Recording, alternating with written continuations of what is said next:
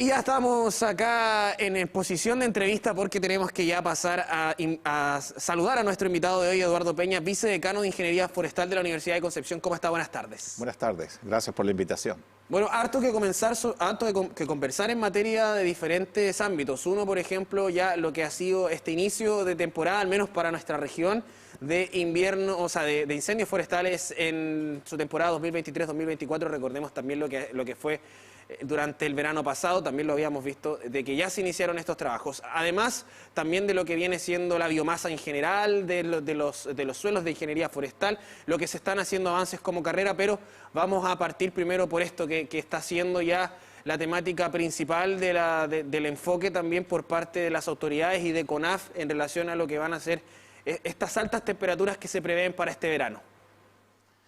Bueno, viene complicada la situación. Quizás la temporada de incendios se va a iniciar un poco más tarde a raíz de que está más húmedo, pero lamentablemente esta mayor precipitación nos genera combustible fino, que es el crecimiento del pasto. Y eso significa que la probabilidad de inicio y propagación del fuego va a ser mucho más alta en pleno verano cuando vengan las temperaturas más altas.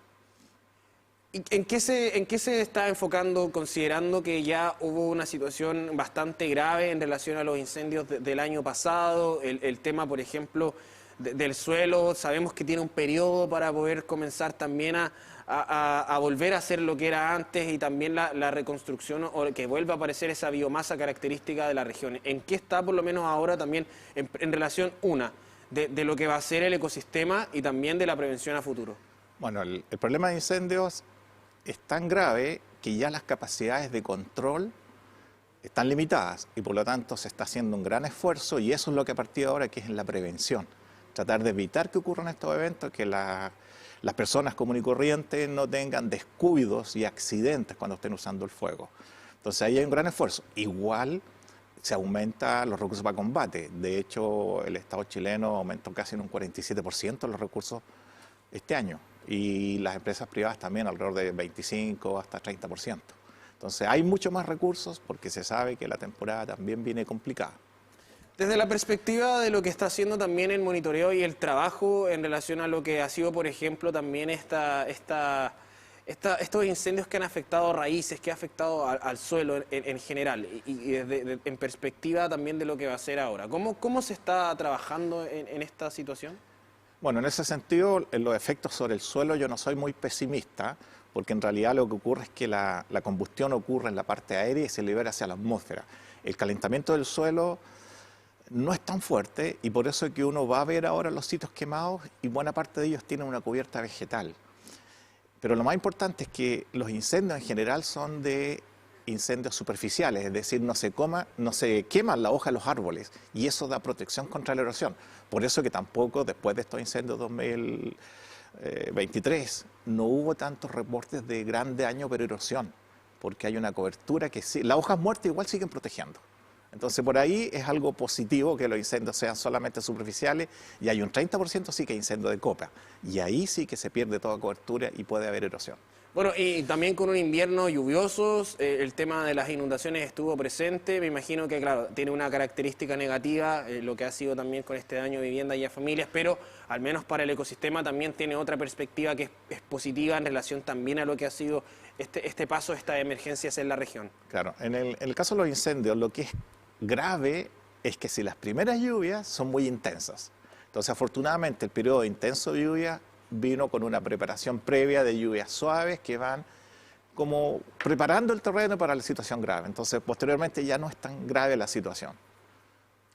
¿Y cuál es, por ejemplo, desde la perspectiva también como ingeniería forestal, bueno, en realidad las tres carreras que están presentes dentro de la facultad, este trabajo que se ha realizado ya con periodicidad de ir conociendo el territorio y de ver también lo que había sido antes de los incendios forestales, antes de este paso de los sistemas frontales, a lo que estamos viendo actualmente, en esta primavera que ya inició? Bueno, sin duda hay que un trabajo desafiante es la restauración post-incendio, recuperar suelos. Hubo una gran preocupación por el efecto que hay en las cuencas que abastecen de agua a comunidades. Entonces, por ejemplo, el gran esfuerzo tanto de CONAF como empresas forestales fue evitar que en esa zona ocurriera erosión. Y de hecho ellos incluso llegaron a una condición extrema que se conoce como la hidrosiembra, que es ir a sembrar pasto obligadamente en las zonas donde habían cuencas afectadas a abastecedoras de agua. Entonces yo creo que ese fue un muy buen trabajo. Lo otro que se está haciendo son muchos kilómetros de cortafuegos. El cortafuego no evita que el incendio salte una zona, pero es un punto a partir del cual las brigadas de combate pueden iniciar el control del fuego, especialmente con lo que se llama contrafuego, que es iniciar un fuego para que se encuentre con el que viene a mayor distancia y genera una línea libre de combustible, y ahí sí que no podría pasar hacia la otra zona. Bueno, un sistema de cuencas y también de todo lo que ha sido con esto que se ha visto, por el tema también del déficit de agua que está presente en la región y que ahora ha cambiado un poco el panorama. Al menos para este verano vamos a tener ya un poco más humedad en relación también a lo que ha sido este invierno. Una situación que, por ejemplo, también provocó el aumento del todo lo que va haciendo ya los ríos acá en la región y también en la región del Maule, en la región del Ñuble. Entonces también, ¿qué significa esto de lo que va a ser también, al menos esta temporada? ¿Qué podríamos ver, por ejemplo, esta primavera, este verano, que quizás, producto de lo que venía siendo también esta sequía, ya se nos iba perdiendo un poco? Bueno, el agua es súper positiva en el sentido que hace crecer la vegetación, y lo bueno también es que retarda el periodo de inicio de la temporada de incendios. Pero sí crea combustible, y los incendios que ocurren al final de la temporada pueden ser de mayor intensidad. Entonces, ojalá volvamos a la condición normal, porque significa tener 1 o 2 meses menos de temporada de incendios. Es un costo que se reduce significativamente, porque cuando recién empezaron la temporada de incendios, la temporada de incendio era de 4 meses y ahora estamos con una temporada de incendio de 7 meses. Y por eso que toda la inversión se ha duplicado o se ha cuadruplicado prácticamente. Yo recuerdo que hace 15 o 20 años atrás se gastaban 40 millones de dólares y ahora se gastan prácticamente 150 millones de dólares. O sea, 4 veces lo que se gastaba antes. Claro, ahí también la importancia también de lo que ha sido esta prevención para esta temporada, que evitar lo que había sido, recordemos, este incendio del verano pasado también en 2017, que prácticamente todos los veranos estamos teniendo ya incendios forestales y ahí también el tema de lo que significa el trato por ejemplo, algunos lugares que han sido afectados gravemente en relación a la agricultura, viticultura, por ejemplo también el tema de la apicultura, que son importantes no solamente para lo que viene siendo la producción de productos asociados, sino que también del mantenimiento del ecosistema. Por ejemplo, la vida que habita ahí también se ve afectada muchas veces por estos incendios forestales. Van a tener que ser quizás movidos de forma involuntaria, esta vida que vive ahí se tiene que trasladar hasta otros sectores, pero también esta perspectiva de lo que significa lo que habita en estos lugares, que obviamente ocurre y que cuando llega esta emergencia tienen que empezar ya de cero hasta que vuelva la vida, vuelva el ecosistema a ser parte de como era antes. Yo diría que hay 2 situaciones. Uno es la magnitud o tamaño de los incendios. Eso es fatal porque afecta a una gran superficie y es difícil que alguna fauna logre evadir el incendio porque el territorio afectado es demasiado grande. Lo otro que es fatal también es que si estos periodos, y ahí tú lo mencionas, estos grandes incendios empiezan a ser más frecuentes. Antes nosotros sabíamos que había un gran incendio cada 10 años y la verdad que en muy pocas temporadas nosotros superábamos las 120.000 hectáreas quemadas. Si uno revisa, antes de 2017, en muy pocas temporadas se superaban las 100.000 hectáreas. Pero ahora ya tenemos el 2017, que se llegó casi a 600.000 hectáreas y ahora casi cercano a las 450.000. Entonces podríamos de aquí en adelante tener estas grandes extensiones y con mayor frecuencia, y eso sí que afecta a la biodiversidad porque no se puede recuperar. Bueno, hay algunos otros países que ya tienen esta característica de tener estas temperaturas sobre 40 grados, por ejemplo, como Australia, lo mismo que ocurrió en Canadá, que también tuvieron brigadistas chilenos en aquel lugar.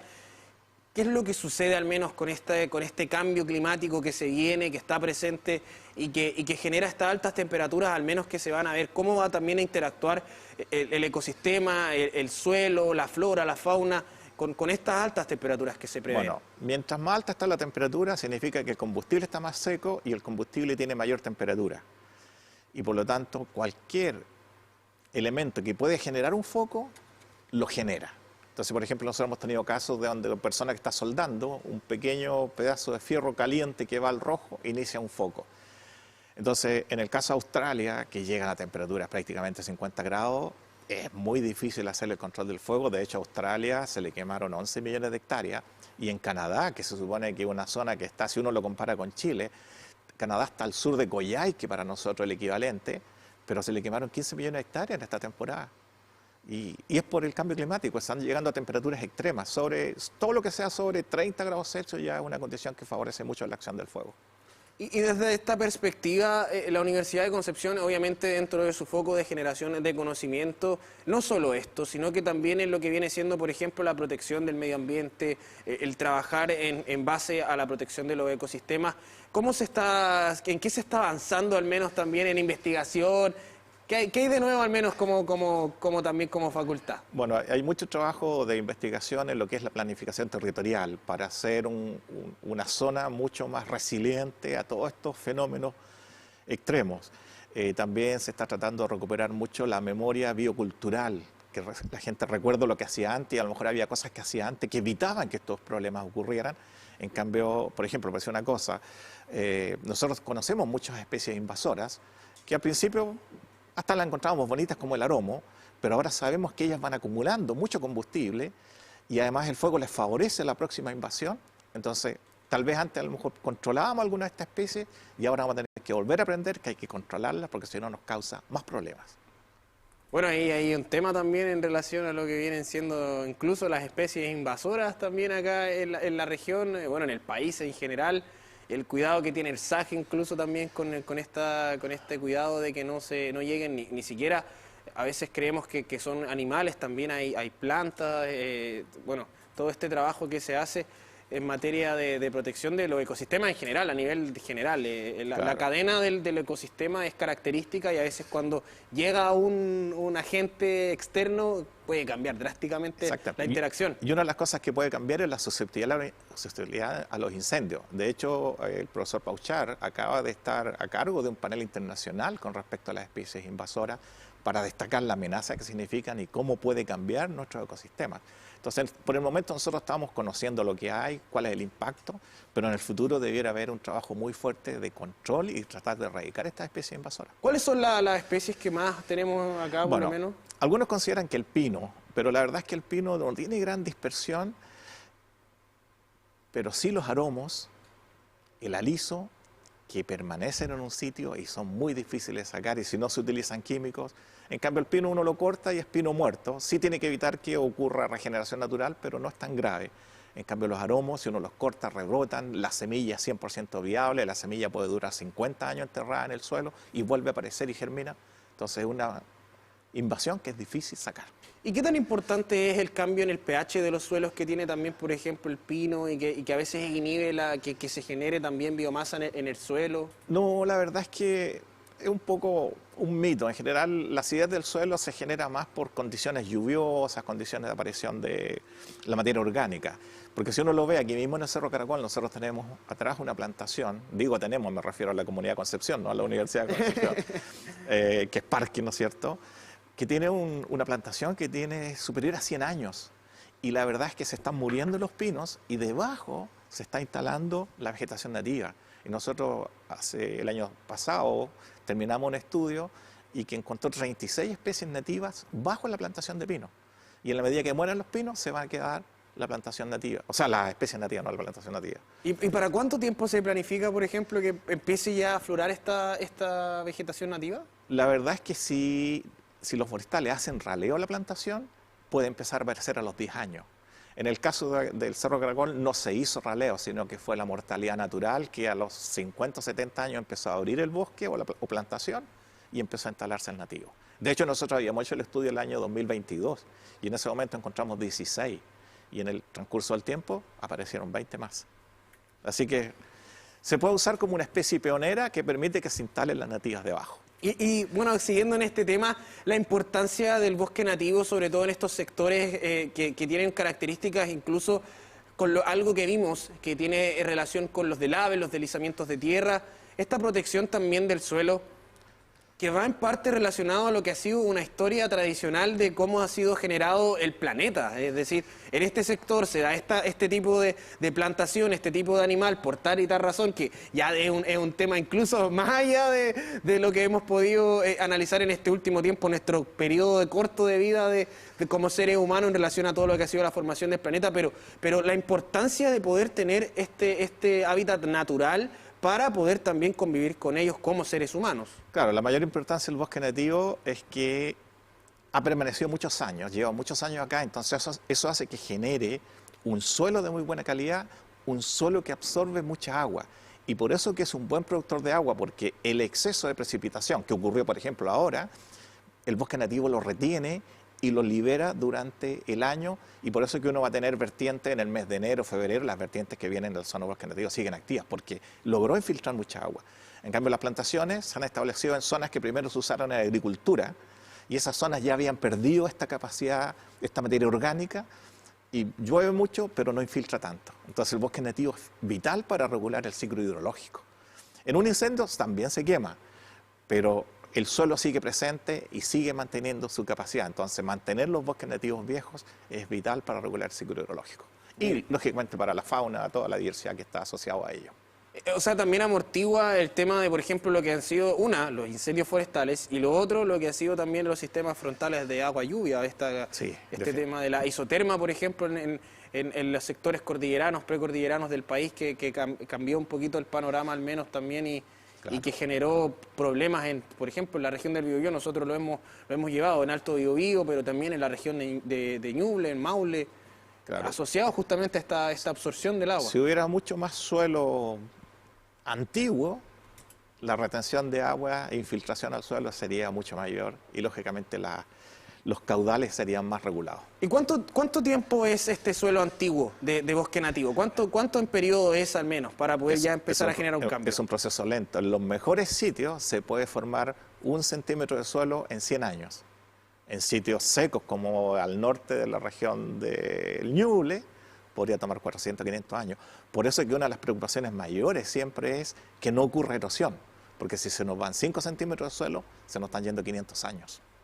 Entonces, por eso que no es fácil también, cuando uno quiere restaurar, no es que uno va a poner las especies nativas y en 3 años estamos como en la condición original. No, van a tener que pasar 100, 200, 300 años para que se recupere y mucho más. Bueno, es algo que, por ejemplo, nosotros podemos ver con un árbol nativo acá, la araucaria, que es un árbol milenario, es decir, la protección de la araucaria también va por aquel camino, porque se tarda milenios en poder ya alcanzar su máxima altura y también ahí me imagino que tiene algo similar a lo que estamos hablando, es decir, son periodos extensos de tiempo, nosotros somos un suspiro de la naturaleza. Claro, la araucaria, por ejemplo, bueno, una de sus estrategias que es capaz de vivir en zonas con bajo nivel de nutrientes, bajo desarrollo de suelo y con poca agua. Pero ¿cuál es su estrategia? Las hojas de araucaria pueden durar hasta 22 años vivas, trabajando. No forman mucho suelo, pero se logran establecer esas condiciones. Ahora, la araucaria aquí abajo, en el valle me refiero, crecería mucho mejor que en la cordillera, pero lamentablemente tiene algunas enfermedades que la matan. De hecho, las personas que tienen araucaria dentro de la ciudad, a los 20, 25 años se le empiezan a morir. Y es porque tiene una resistencia ambiental, se llama ese concepto, resistencia ambiental. Hay otros organismos que aquí la controlan. Y la araucaria no es que le guste estar mucho allá arriba en la cordillera, sino que es donde puede estar sin que el resto la dañe. Mira, está entonces ya configurada para estar allá, a pesar de que podría estar acá, pero está configurada para estar allá. Bueno, ya vamos cerrando esta entrevista. Muchas gracias, Eduardo Peña, vicedecano de Ingeniería Forestal de la Universidad de Concepción, por estar junto a nosotros. Gracias a ustedes. Bueno, nosotros nos vamos a una breve pausa y ya regresamos con más informaciones.